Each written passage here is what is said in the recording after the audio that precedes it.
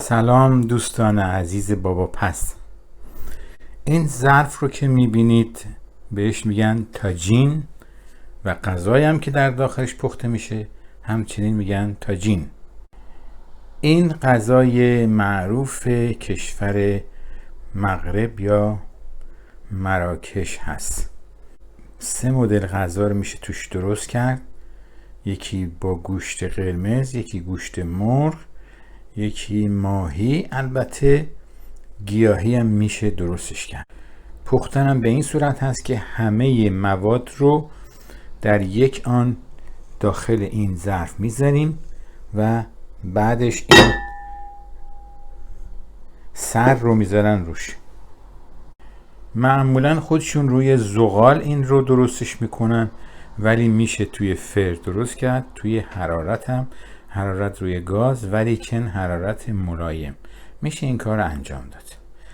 البته من تصمیم دارم توی فر انجام بدم. من تصمیم دارم که سیب زمینی هم در این غذا استفاده کنم، چون معمولا این غذا رو با کوسکوس میخورن. لایه اولیه رو من سیب زمینی دارم.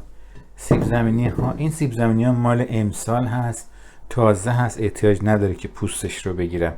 به خاطر همین همش هم تقریبا یک اندازه است. اول اینا رو میچینم کف این.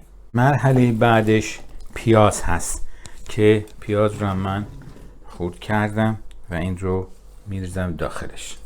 این یه مرغ 1200 گرمی هست که من اینا رو قاچ کردم به این ابعاد.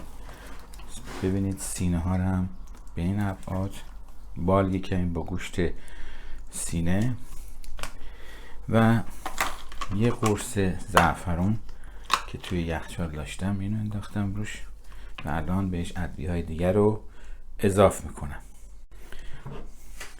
ادویه هایی که گرفتم برای این، توجه کنید که پودر زیره 1 قاشق چای خوری پر، این هم گشنیز هست و زردچوبه.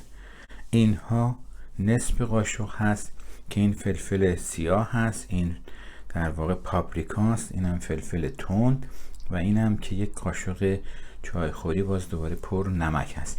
همه این ادویه رو یه بارکی یا یه دفعه‌ای میریزم روی این. 2 تا قاشق آب لیمو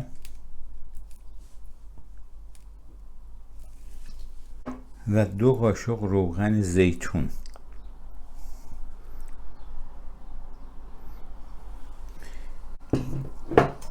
من این رو به خوبی ماساژ میدم و میگذارم 1-2 ساعتی بمونه که بعد آماده بشه برای پختن. توجه کنید که واقعا چقدر این ادویجات این رو خوش رنگ کرده و مزه عربی بودن از همین حالا از این مرغ مزه‌دار شده میاد. بریم تا بعدش ببینیم چی میشه. الان زمان چیدن مرغ هست.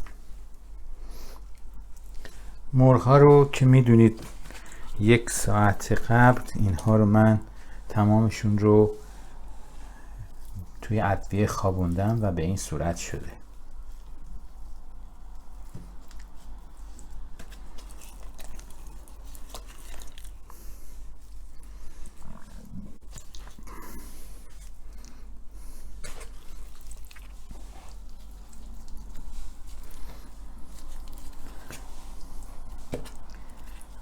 سفترا رو گذاشتم زیر و این سینه ها که زودتر پخته میشه گذاشتم رو. توجه کنید که به صورت گنبدی گذاشتمش. من یه مقدار بادنجون به این صورت درست کردم،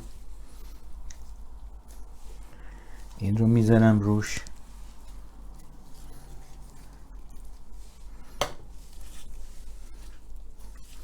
و بعدش کدو قاچ کردم که اینا رو هم همینجوری گوشه این به این طریق که میبینید میچینم.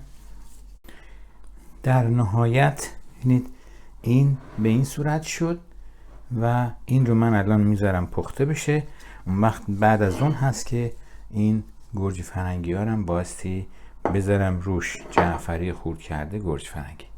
این یه نیم ساعتی که توی فر پخته بشه باعث میشه یه کمی حجمش کمتر بشه و بقیه چیزای دیگه هم روش جا بگیره.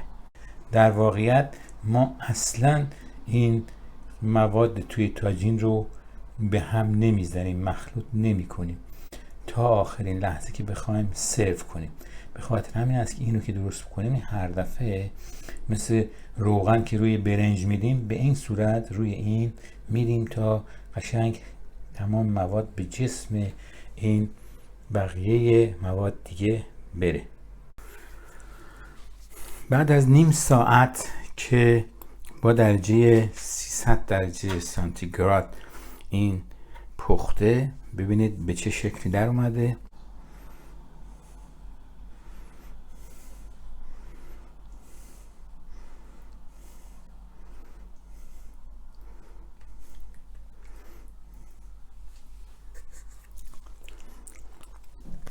در واقعیت این سس مزه کامل رو میده به این غذا.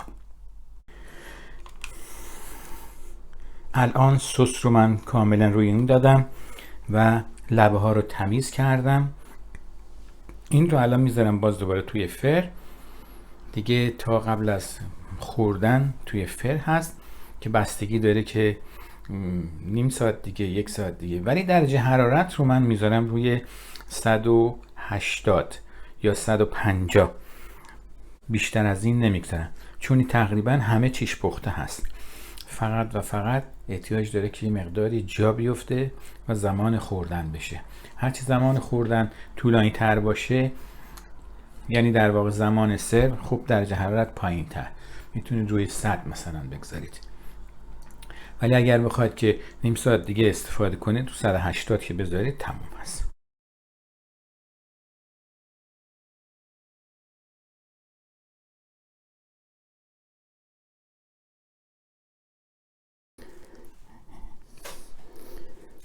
امیدوارم شما هم این غذا رو درست کنید. به همین طریق گفتم خیلی ساده است، خیلی راحت هست، بخورید لذت ببرید. لطفاً سابسکرایب و کامنت رو یادتون نره و حتما لایک رو بزنید. نوش جانتون.